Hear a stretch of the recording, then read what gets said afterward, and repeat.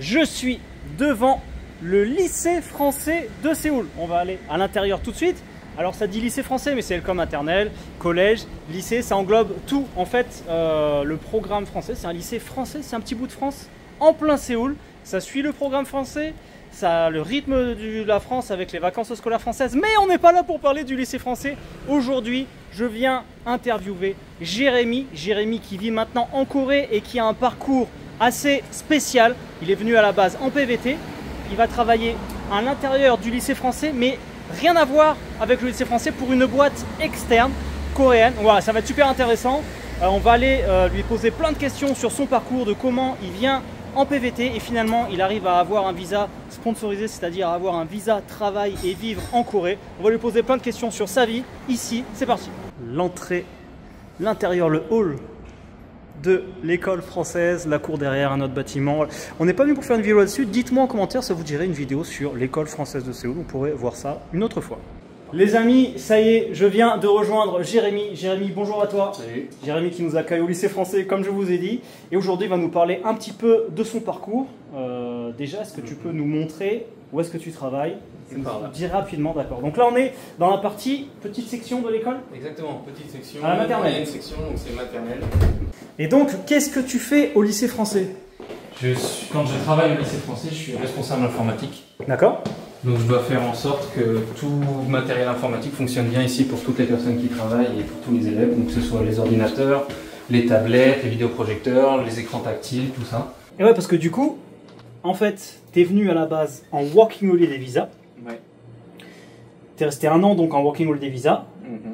Et après, t'as été embauché en visa de travail, Oui, donc c'est en ça. visa sponsorisé. Tu vas nous donner un peu plus de détails sur le visa, tout ça. Ouais. Et comment t'as fait pour en arriver là. Et enfin, voilà, ça va être très très cool. Là, on est dans ton bureau. T'interviens sur les salles aussi.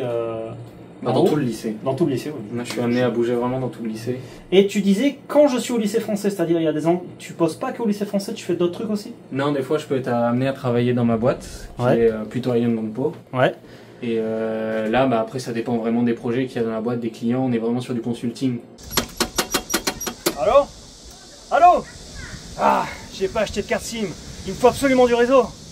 Eh oui, si seulement vous aurez pris 30 secondes avant de partir. Moins de 4 € pour une eSIM. Maintenant, vous pouvez utiliser Saily. Plus besoin de vous embêter à chercher une carte SIM quand vous arrivez dans un nouveau pays pour avoir internet sur votre téléphone. Saily, fournisseur de eSIM. C'est ultra simple. Téléchargez l'application sur votre téléphone. Choisissez le pays dans lequel vous allez aller. Japon, Corée, United States of America.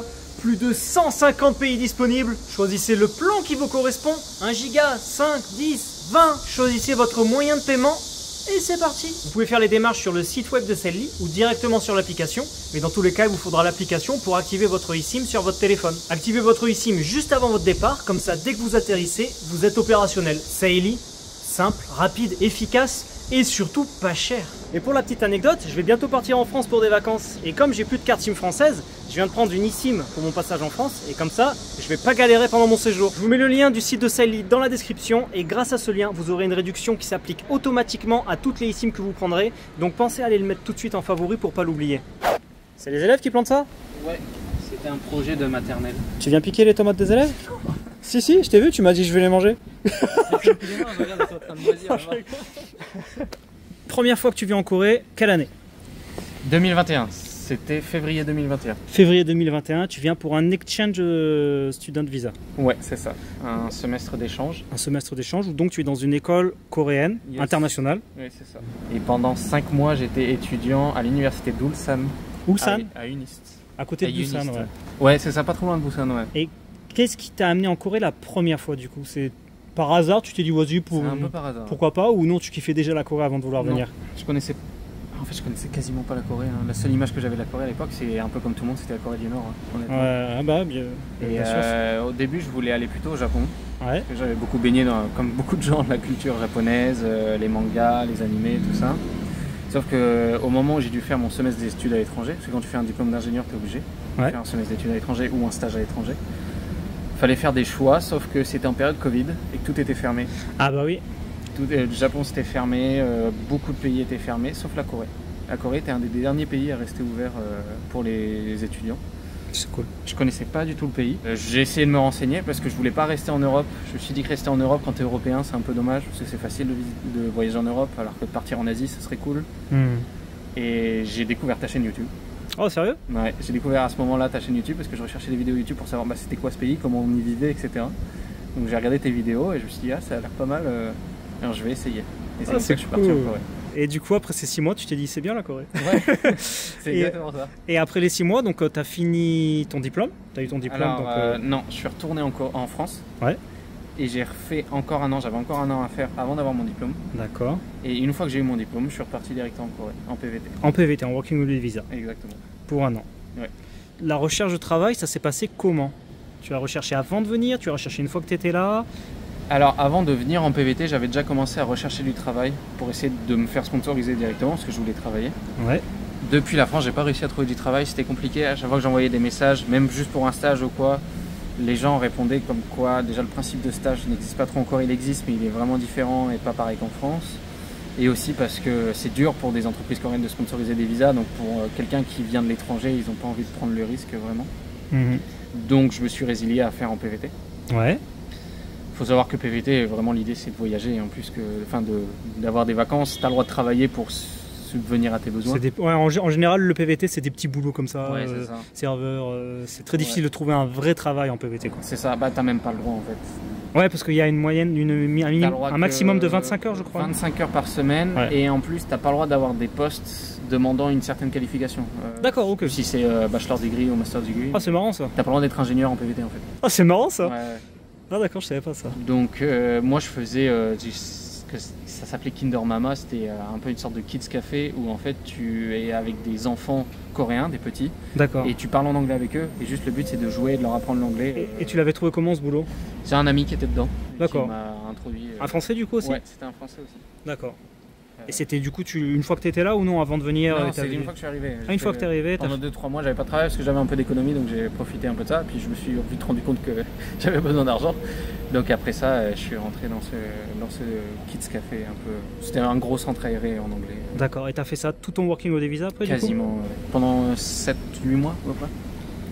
D'accord. Et du coup le Working Holiday Visa se termine. Ouais.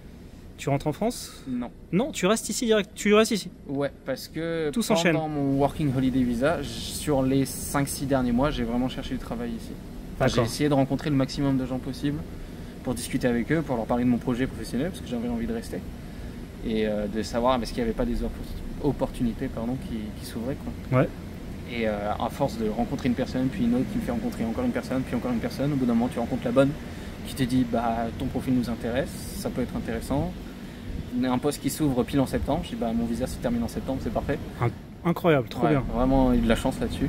En plus dans un environnement français, donc si tu connais le coréen c'est mieux, mais c'est pas un prérequis obligatoire. D'accord, donc là c'est la boîte dans laquelle tu es actuellement du coup. C'est celle-là. Qui est donc une boîte coréenne qui t'a sponsorisé ton visa jusqu'à ton PVT se terminer. Et pour refaire le visa, t'as pas été obligé de rentrer en France, t'as pu le faire directement d'ici? Alors non. Tu es obligé d'entrer en dehors du territoire. Ouais, voilà, c'est ça. Par contre, je suis pas rentré en France, je suis allé au Japon.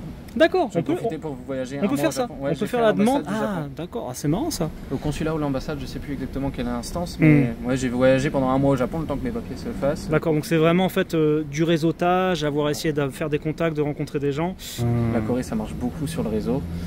Encore plus quand tu es étranger, parce que le fait d'être étranger, ça te ferme des portes, hein, simplement, parce que si tu parles pas parfaitement coréen, pour eux, c'est mieux de prendre un coréen. Bien sûr, bien sûr. Donc il faut se forcer à rencontrer des gens, serrer des mains. Il y a plein des entreprises, genre la FKCCI par exemple, Chambre des commerces, qui fait pas mal d'événements. Il y a la French Tech Seoul aussi, qui fait des événements où là tu peux rencontrer des gens sur des sujets très intéressants. Parce que souvent ils font des rencontres avec des chefs d'entreprise ou des gens qui sont dans certains domaines et ils font un talk où ils racontent leur histoire et à ce moment-là tu peux écouter leurs histoires et avoir des sujets très intéressants, mais aussi rencontrer des gens. Vas-y, bon, on peut se poser là. Là, c'était très bien. Là. Tu vois, tu te mets là, comme ça, moi, je t'aurais avec le fond, avec les ordi. Pour se faire sponsoriser un visa par une boîte coréenne, donc avoir un visa de travail en Corée, c'est compliqué. Oui. Il y a plusieurs conditions. Est-ce que tu peux nous dire ces conditions rapidement, comme tu m'as dit tout à l'heure? Alors déjà, des conditions, parce que des conditions sine qua non, c'est vraiment, si tu ne les respectes pas, tu peux pas avoir de visa. Il y en a 3. C'est soit avoir un bac+5, Ça s'appelle un master's degree ici. Donc à l'international, c'est bac+6, en France, c'est bac+5, donc diplôme d'ingénieur ou master 2 en fait. Soit avoir une licence, mais avoir au moins, alors je sais plus si c'est 1 ou 2 ans d'expérience dans le domaine de ta licence et dans le même domaine, soit avoir 5 ans d'expérience dans un domaine précis. D'accord. Et du coup, après ton visa, tu peux être sponsorisé dans ce domaine-là. D'accord. Alors ça, ce sont les infos que je te donne, ce sont les infos de... J'ai vérifié, c'est toujours cette année, c'était les infos de l'année dernière aussi. D'accord. Faut vraiment beaucoup regarder parce que l'immigration change souvent. Ce genre ils créent des nouveaux visas ou ils changent les modalités de leur visa. Mais sur ce visa-là, ça a toujours plus ou moins été le cas. D'accord. Et tu m'avais dit aussi, il y a un quota d'étrangers par boîte coréenne, c'est ça? Suivant le travail... Ouais, j'ai plus le chiffre exact, mais oui, les entreprises coréennes ne peuvent pas avoir plus de... Je sais plus si c'est 10 ou 15% d'étrangers, enfin de visa E7, alors c'est pas vraiment d'étrangers, c'est de visa sponsorisé travail. J'avais vu ça aussi. Donc si... un faible pourcentage aussi. Quoi. Ouais, c'est ça. Il y a un mec qui ne peut pas embaucher que des étrangers. À part, il y a des exceptions, comme par exemple les agences de modeling. Les agences de modeling, c'est pour ça qu'elles embauchent beaucoup d'étrangers. Ou ce genre de... Voilà, il y a des exceptions, mais sinon, c'est pour ça que c'est très compliqué pour les boîtes coréennes d'embaucher des étrangers, parce qu'en plus ça va leur coûter plus cher, ils vont faire des démarches et ils vont payer plus cher que si c'était un Coréen. Donc et c'est leur green card, donc il faut qu'ils soient sûrs d'avoir la bonne personne, parce que souvent ils peuvent en sponsoriser un mais pas un deuxième à cause des quotas. Donc il faut vraiment que cette personne ait quelque chose à apporter à l'entreprise qu'un Coréen ne pourrait pas. Donc voilà, c'est assez compliqué d'avoir un visa de travail sponsorisé, ce que tu as réussi à avoir, donc félicitations déjà, c'est cool. Merci, j'ai beaucoup de chance, c'est beaucoup de chance. Mais t'as quand même, exactement, tu as quand même pas mal travaillé pour ça, comme tu as dit, tu as serré beaucoup de mains, tu as fait du réseautage, tu as fait des rendez-vous, des trucs, ça t'est pas tombé dessus tout seul, quoi. Donc tu as quand même bossé pour l'avoir, quoi. Tu as eu une bonne stratégie. Du coup, tu vis sur un rythme de travail coréen ou français? C'est une boîte coréenne, donc... Oui, c'est une boîte coréenne, donc je suis sous les lois coréennes. D'accord, donc t'as 2 semaines de vacances par an? Alors, la première année, oui. La première année de contrat, t'es à 1 jour par mois, quoi. Ouais. Sur la deuxième année de contrat, tu as plus. Après, c'est dépendant des boîtes, des contrats, etc. Vas-y, je te remercie. Et du coup, c'est quoi tes horaires de boulot? Je fais 9-18. 9-18, ça fait des grosses journées, quand même. Ouais, quand même. Mais c'est 40 heures par semaine. 40 heures par semaine. En Corée, le minimum légal, c'est... oui, c'est ça, c'est minimum légal, c'est 40 heures. On a 35 heures en France, en Corée, c'est 40. Donc, je fais les 49-18 tous les jours. Nickel.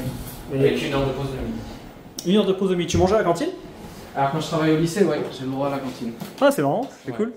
Nous revoilà à ton bureau. Et je voulais te demander, du coup, parce que là, du coup, tu vis en Corée maintenant. Oui. Tu habites où? T'es loin du lycée? Un peu loin. Quand je travaille au lycée, j'ai un peu plus d'1 heure en métro pour venir. Je suis à Mokdong. Mokdong, l'ouest. Très bien, très bien, très bien. Est-ce qu'on peut faire un tour chez toi? Oui. Du coup, comme ça, tu peux nous présenter un petit peu ton appart et nous expliquer est-ce que ça a été compliqué de trouver un appart, tout ça. Ça a été facile de trouver un appart? Ça a été rapide, ouais. C'est rapide en Corée, par rapport à la France, c'est incroyable. Mais c'est parce que j'avais quelqu'un qui parlait coréen pour m'aider. D'accord. Au moment où on a fait la visite d'appartement, j'avais quelqu'un avec moi qui parlait coréen. C'est bien ça. Ça m'a beaucoup aidé. On a visité 3 appartements dans une journée. Le dernier, on a dit on le prend. On a dit ok. Et voilà, c'était fait. C'est trop bien ça, c'est trop bien. C'est vraiment incroyable. C'est cool, tu vas nous faire visiter, tu vas nous montrer un petit peu tout ça, combien ça coûte et tout. Bon, vas-y, let's go dans ton quartier, c'est possible. Donc là, on a pour combien pour aller jusqu'à chez toi? Combien de temps? Si on a de chance sur le métro, c'est 55 minutes. Si on doit attendre un peu, c'est 1h10. 55 minutes de métro. Et alors, comment ça se fait que tu t'es pas rapproché du lycée, du coup? Parce que c'est ma mission principale, mais c'est pas la seule, et que ma boîte, elle est plutôt du côté de l'ouest. Ouais. Plutôt près de chez toi que... Voilà. D'accord, ok. Et aussi, mais ça c'est une des raisons, mais la raison principale c'est aussi qu'on a parti vraiment pas cher et que ça me permet d'économiser pas mal d'argent. Ah, cool. Donc, tu vas... ça ne dérange pas trop de faire 1 heure de route et de pouvoir économiser. 1 heure, c'est assez commun à Séoul quand même, faire 1 heure. Ouais, je sais bien, je sais bien.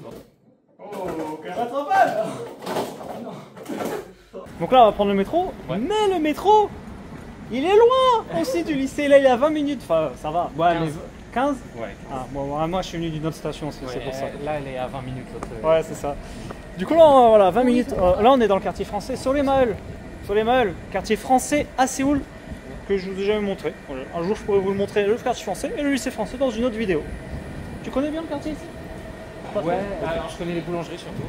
Ah, t'as pas pris ton sac? Deux pains que je t'ai amené. On doit repartir. Eh oui, je vais acheter du bon pain là, il a oublié. Attends, on va passer par là. On peut passer par là. Il a un raccourci. Il a un raccourci.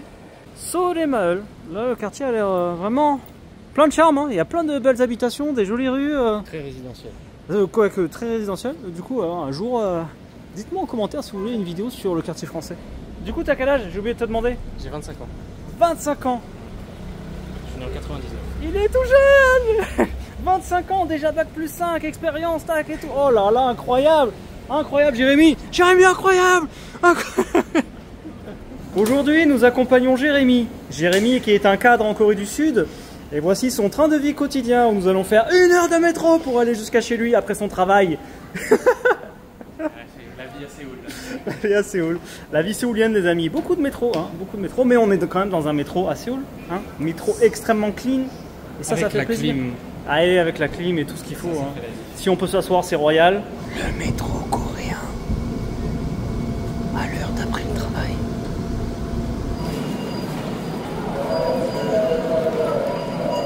Voilà, on arrive dans le quartier de Mokdong. Mokdong, donc à l'ouest de Séoul. Ouais. C'est encore Séoul ici là. Oui, c'est toujours Séoul. À l'ouest de Séoul, tu vas voir ton appart là. Ton appart là dans cet immeuble, tout là-haut, tu me disais. Dernier étage. Vas-y, super. Donc t'as le rooftop pour toi. Oui, c'est vrai. Ça, c'est pratique. Quand j'ai mon linge à étendre et tout comme ça fait de la place en plus. C'est vraiment le gros avantage de ces petits bâtiments là, c'est le toit terrasse comme ça, c'est trop bien. Alors celui-là est petit. Hein? Celui-là est petit par rapport à d'autres. Mais... Sur le petit toit terrasse. Bon, c'est bien, ça fait. Bon, là il y a les clims qui tournent donc. Oui, ça fait un peu de bruit. Un peu de bruit. Mais sinon, ça va, c'est cool d'avoir un toit terrasse le reste du temps. Du coup, bienvenue chez Jérémy. Je sais pas pourquoi j'ai fait cet accent, je sais pas du tout. Bienvenue chez toi. Ton chez toi à Mokdong. Donc tu habites un one room, ça veut dire une pièce, un studio. Et l'avantage du studio, ça va être le prix. Donc là on a la pièce, voilà, la pièce où il dort, la petite cuisine là, la salle de bain juste derrière toi. Ça suffit pour vivre. Quand on est tout seul, de toute façon c'est impeccable. Ça permet de mettre des sous de côté.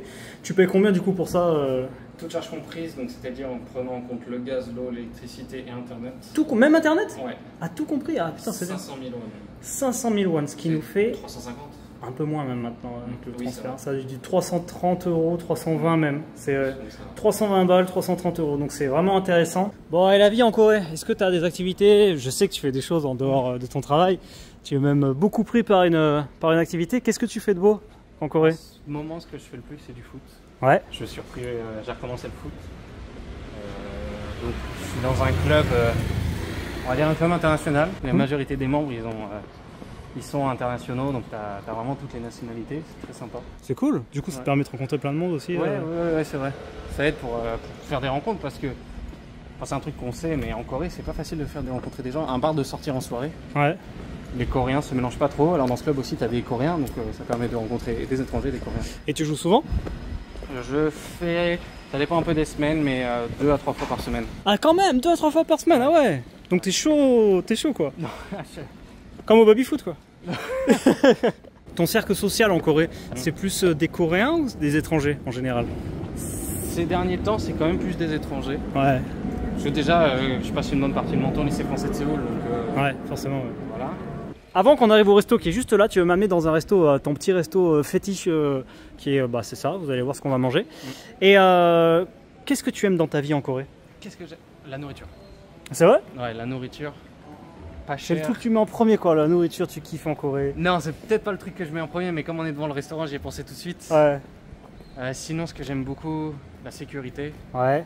Classique, franchement, de pouvoir se balader sans se poser de questions n'importe quelle heure. Le fait aussi que ce soit pratique, vraiment tout est pratique. T'as un rendez-vous, enfin t'as besoin de prendre un rendez-vous chez le médecin, tu vas direct. T'as besoin de faire un papier, là je voulais faire mon permis international, je sais que je vais juste aller me présenter au poste et ils vont me le faire direct. C'est que des trucs comme ça. C'est ce que j'aime. Le confort de vie quoi. Ouais. Et à l'inverse, avant d'entrer dans le resto, j'aurais 2-3 questions à te poser dans le resto aussi. Qu'est-ce que tu n'aimes pas en Corée? Qu'est-ce que je n'aime pas en Corée? Elles sont sorties en duo de la voiture, elles ferment la porte en même temps, je te jure, j'ai l'impression que c'est un bug de la matrice là, ça m'a fait bizarre.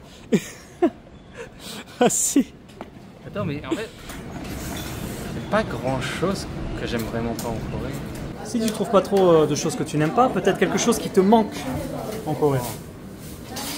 vraiment du fromage. Ouais, la bouffe, toi, ton truc c'est la bouffe. Ah ouais, c'est vrai. Là, ouais. Je pense que ça doit être de la nourriture spécifique française. Après, il y a la classique quand tu vis à l'étranger, c'est la famille aussi. La famille, ouais. Ça manque aussi un peu. C'est pour ça que je retourne en France bientôt pour les revoir. Ah, tu retournes bientôt? Ouais, dans une semaine. Ah, dans une semaine, tu vas en France? Pendant 2 semaines et demie.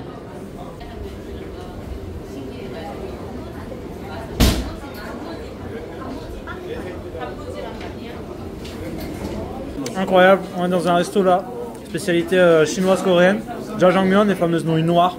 Le plat, c'est vraiment tout du fait main et tout, c'est vraiment un truc, c'est pas une chaîne, tu vois.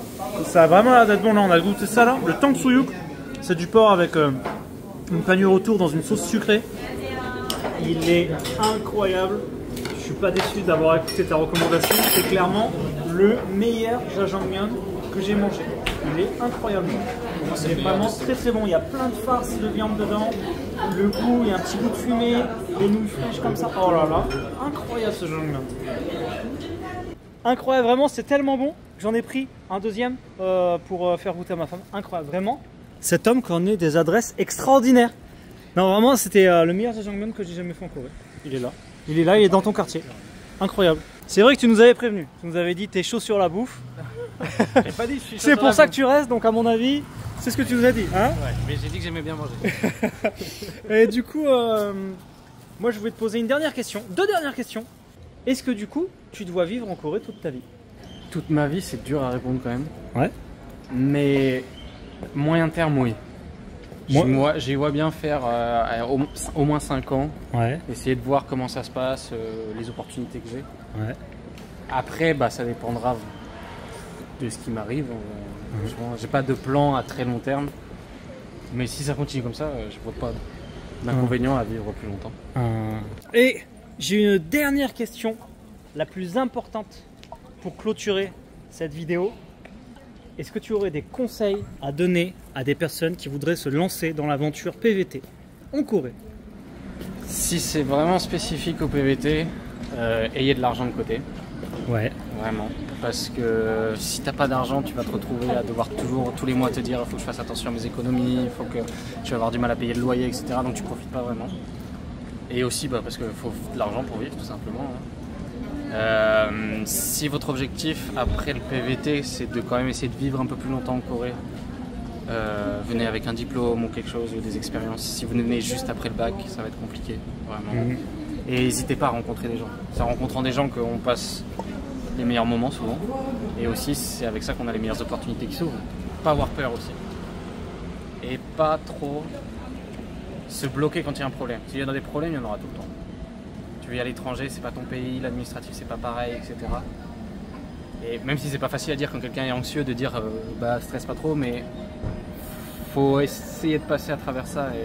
Parce que c'est tout le temps de toute façon. Et ouais, tout le temps. Tout le temps. De toute façon, vous mettez des bâtons dans les roues à vivre à l'étranger, donc il faut accepter le fait que ça va être compliqué, mais qu'une fois que tu as passé tous les problèmes, c'est trop bien. Merci beaucoup, Jérémy. Attends, je vais mettre en grand angle pour qu'on nous voie bien tous les deux. Merci beaucoup pour ton partage et ton retour d'expérience. Si vous avez des questions à lui poser, même en commentaire de la vidéo, vous pouvez les poser sous la vidéo. Il viendra jeter un œil aussi. Voilà, c'était un plaisir de rencontrer Jérémy. Si cette vidéo vous a plu, n'hésitez pas à me le dire. Et si vous voulez qu'on fasse un autre contenu sur le lycée français ou quoi, vous pouvez me le dire aussi. Je vous retrouve très bientôt pour une nouvelle vidéo. Et je vous dis hasta la vista.